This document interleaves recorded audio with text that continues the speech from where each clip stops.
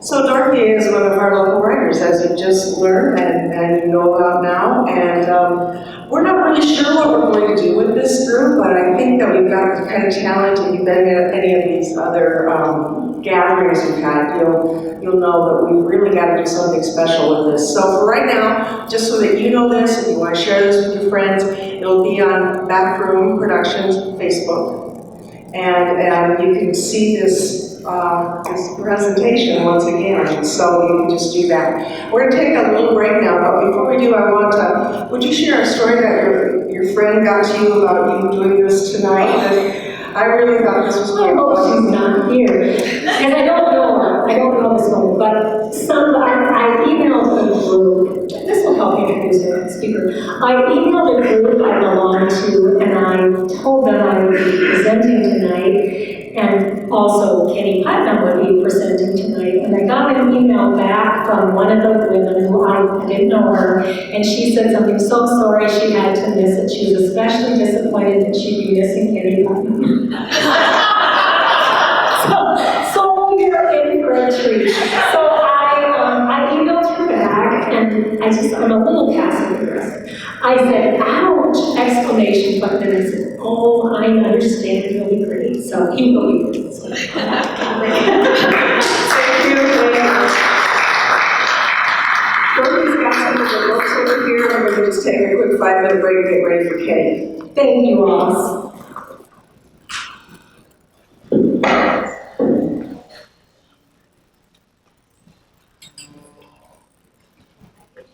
Get ready for Kenny. Different groups with different purposes, different groups with different purposes. So it has a lot of different names. Public speaking for chickens, public speaking for shy writers. My personal favorite is public speaking for people who have something to crow about but are too chicken to do it. So, and that always feel like, why do I have to know that if I'm just this introverted writer? But you kind of do need to know it. I'll tell you something that happened a few years. This was actually before the pandemic. I was invited to speak it was an area library, and I think it might have been in Piedmont. And there were 7 authors invited to present to a group of their patrons, readers, perfect audience for a bunch of authors. But we had tables set up for our books, and then we also were invited up on stage one at a time, and we each had 5 minutes to present about ourselves and about our books. So when it got to one of the authors, the host came up on stage and she said, so-and-so, one of the authors, so-and-so, that's not her real name, so-and-so wants me to let you know that she prefers not to speak in public, but she would love it if you'd come over to her table and she would talk to you one-on-one. Well, and maybe some people did, her mom and her best friend, and maybe others, but it was a missed opportunity for her. She has a captive audience of readers. So there are times when you just need to present about your book. And I have been a member of Toastmasters for about 100 years. And it was actually Toastmasters that got me into writing a column. As everyone knows, Toastmasters is an international organization with local clubs where you practice your public speaking. Well, I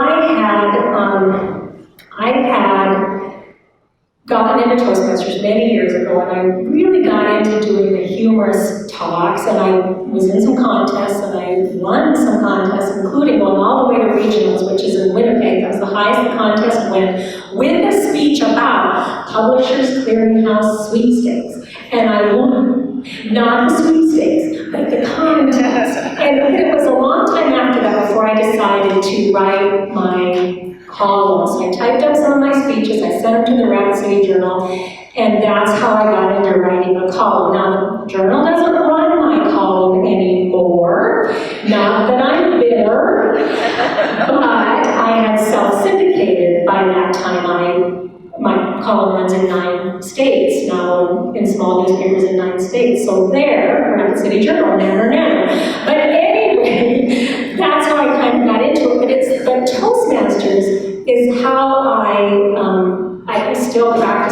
columns on my Toastmaster Club. And there's other reasons to keep practicing. I don't want to get rusty with my speaking skills because, fair or not, writers, people assume that if you write books or a column, that you are able and willing to speak about it. And they invite you to do that. And you know what? You want them to think that because it's a great place to meet readers. It's a great place to connect with your readers, and it's a great place to meet new readers. So I continue to going to Toastmasters, and I probably, there ends the Toastmaster advertisement. This presentation brought to you by Toastmasters International. But I do have some little handouts, and if someone could just pass those out, you can make little notes on them, or you can make little airplanes. I just thought they made me more official. But on the back of that, there is a list of the Toastmaster clubs, and I won't say any more about Toastmasters now. There are some things you can do even if you don't want to join a Toastmaster club. And the first thing you can do when somebody asks you to speak, it has to do with being fully prepared. And to be prepared, you want to know as much as you can about the event, as much as you can about the audience, because you will speak differently to different audiences. I mean, you'll speak differently to the bowling league than you will to the Bankers Association, and to a bunch of kids than you will to a bunch of college grads. So you want to know as much as you can about the audience, the facility, the equipment, everything else that will be happening. That will just make you more comfortable. And I do actually have a checklist when somebody calls me to speak, which they do pretty often. I have a list of questions I ask, and I meant to put this on my handout, but I forgot. But if anyone wants that little checklist, I would email it to you. Just give me your email address and a crisp $100 bill, and I'll let you know. I would be happy to share it. Organize your talk very carefully, because one of the things we fear as speakers is that we're going to forget what we want to say. So the more organized we are, the easier it is to remember. Plus, being more organized helps keep you from rambling, which is a real danger when you know your topic well, but are nervous or haven't prepared or whatever.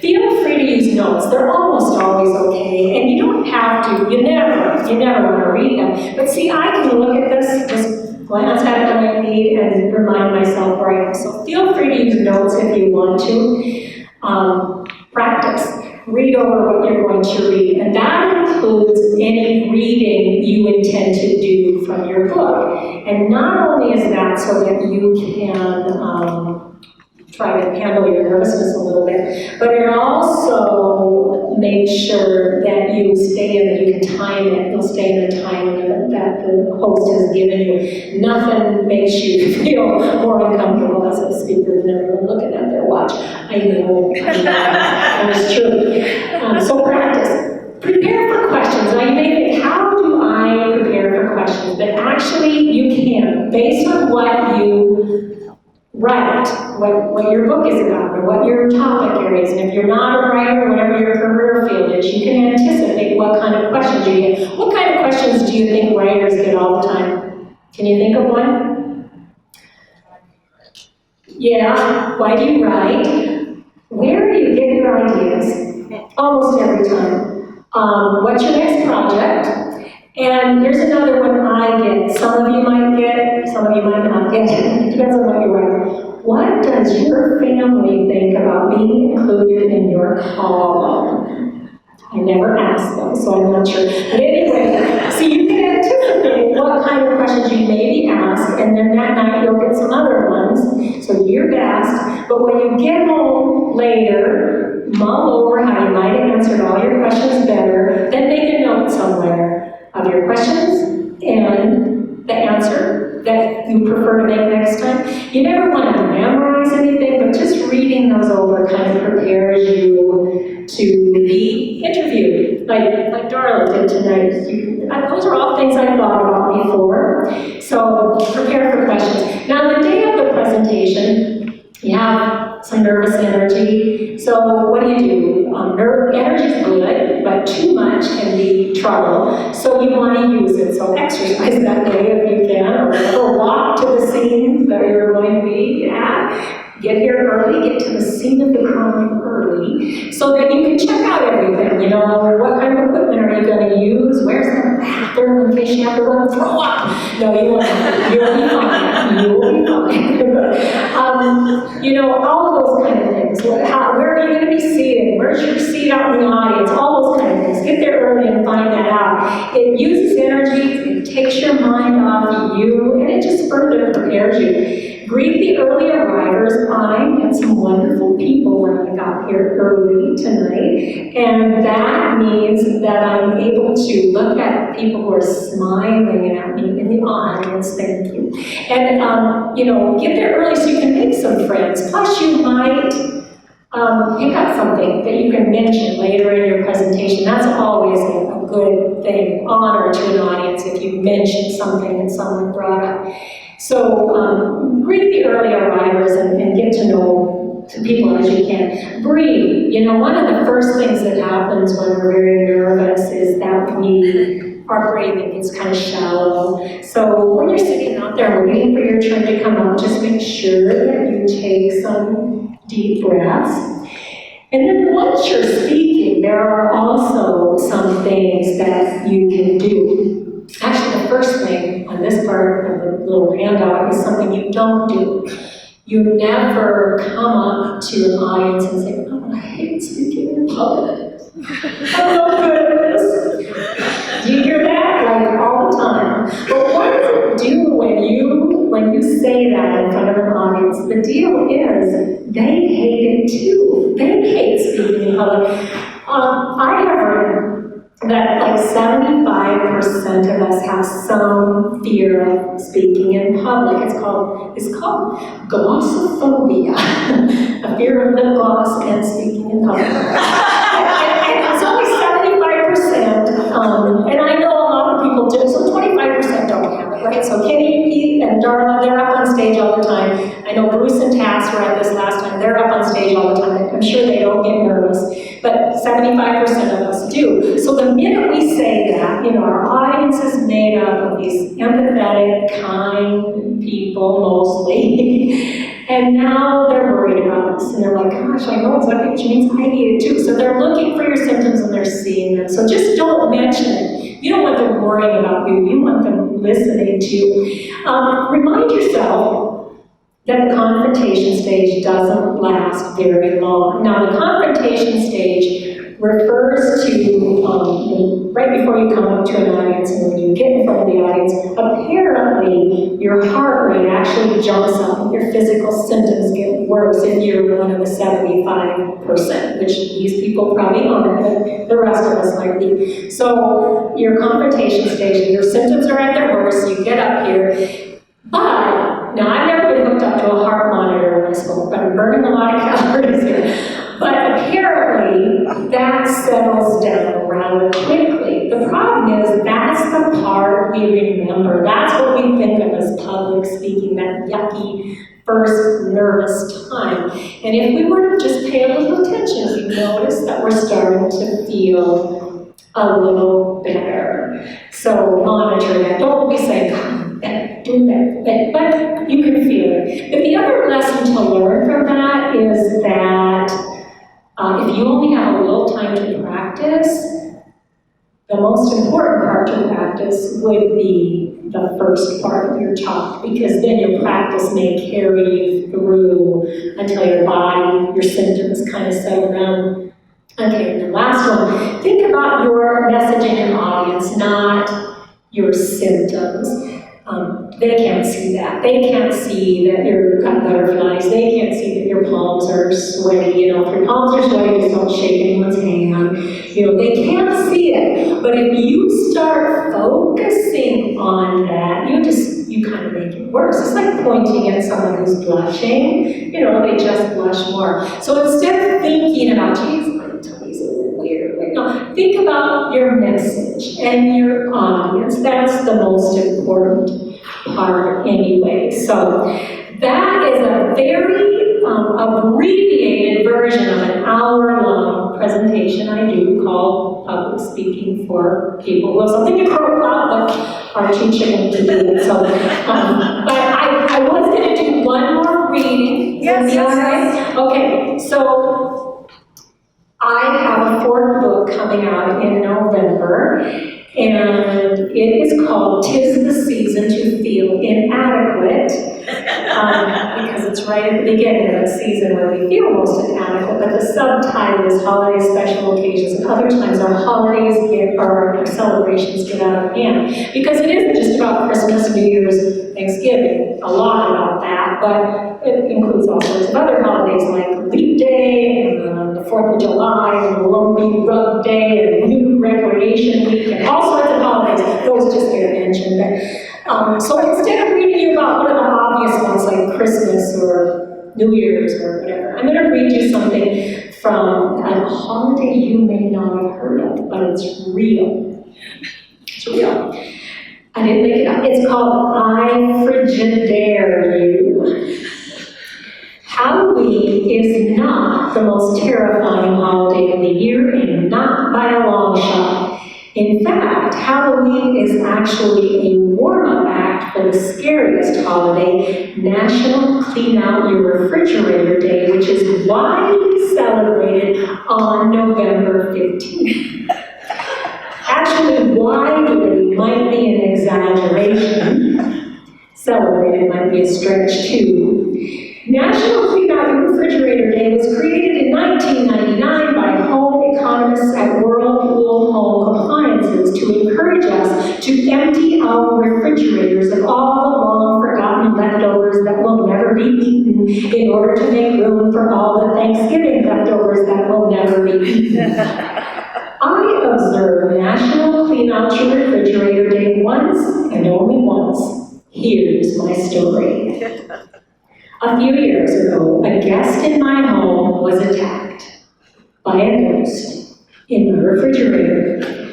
She opened the door and it started throwing condiments at her. She ducked and let out a blood-curdling scream, or maybe that was milk-curdling. Anyway, I can't blame her or the milk.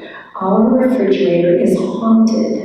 My husband, who doesn't believe in ghosts, apologized to our startled guest and calmly picked up the ketchup, mustard, and hot sauce. As usual, he excused this bizarre event by pointing out that 2 of the shelves on the refrigerator door are busted and held in place with duct tape, more or less. I let my guest believe that. I didn't want the incident disturbing her sleep later, but I knew it was the ghost. Our refrigerator is close to 30 years old, which is around 210 in refrigerator years. It's trauma and tragedy that lead to haunting, and a lot of both take place in the life of a household appliance in 210 years. Ours withstood a move across town. It stored countless cooking disasters, and scariest of all, it endured our teenager, his teenage friends, and 5 teenage exchange students. This is no small thing. Many teens have a peculiar habit of opening and closing the refrigerator again and again, like someone might have made a cheesecake in the last minute and a half. I can assure you, in our home, no one ever has. It's a wonder our refrigerator is still humming along, though it hums a lot louder than it did when we bought it. Also, humming doesn't begin to describe the sounds emanating from our refrigerator. There are groans and sighs and occasional shrieks. I can swear I once heard the ghost say, "Feed me." Or maybe it was, "Clean me." I'd like to say our refrigerator has lasted though these 210 years because we've taken such good care of it. But I hate to lie this early in an essay. We have failed at the little maintenance it requires cleaning the coils on a regular basis. We don't have dust bunnies under there. We have dust bulldogs. And lately it's developed a wobble, as though there are more bulldogs on one side. We rarely clean it, it's just too scary to go in there. That's why I like to eat out. The door squeaks on its hinges as you open it. Then you feel a chill. And it's dark. The lights haven't worked in years, and replacing the bulbs doesn't help. We tried. My naive husband says there's a short somewhere. I say the ghost is at it again. Food often goes missing in our dark refrigerator. Then I blame him for eating the last slice of pizza or chicken drumstick. I find it later while I'm crawling around there with a flashlight looking for something else. My husband is vindicated, but I see no reason to mention it. Despite being haunted, our fridge continues to carry out the most basic functions of a refrigerator, keeping drinking water cold and preserving leftovers for future generations. It doesn't seem right to replace such a reliable appliance just because it groans and shrieks and occasionally hurls a jar of mustard across the room. No, it's perfect. But then, a few weeks ago, another guest in our home had a run-in with the ghost. As they were unpacking for their stay with us, her husband foolishly placed a tiny bottle of eye medicine in our haunted refrigerator, or said he did. She was unable to find it, and as the host, I felt compelled to look. I didn't see the medicine either. More extreme measures were called for. I decided to face my fears, find the medicine, and get a jump on National Clean Out Your Refrigerator Day. I put on my goggles, my gloves, my hard hat, my headlamp, and I told my guests, I'm going in. If I'm not back in 3 days, call for help. And then, adrenaline coursing through my veins, I set off boldly to go where no one with any common sense has gone before. And what I found in the depths of my icebox was chilly and scary. Here's a sample. A bowl of shriveled brains, or maybe it was mud-bowl macaroni salad, it was one of those. A bag of swamp scum that may have been cilantro in my life. A handful of mummified grapes. I know what you're thinking, those are called raisins. But I never buy raisins. These were definitely grapes when we met. A concoction of every liquid that has ever been spilled in our refrigerator, collected, congealed, and coagulated in the bottom. It looked like there had been a murder on a gumbo mud flat. Some creepy condiments, a menacing meatloaf, and an assortment of other unidentifiable items, none of which were edible, and from the looks of them, it was hard to believe they ever were. I was petrified. So were they. That's just some of what I found in the bowels of my haunted refrigerator. But here's what I didn't find. My guest's eye medicine. I suspect the ghost.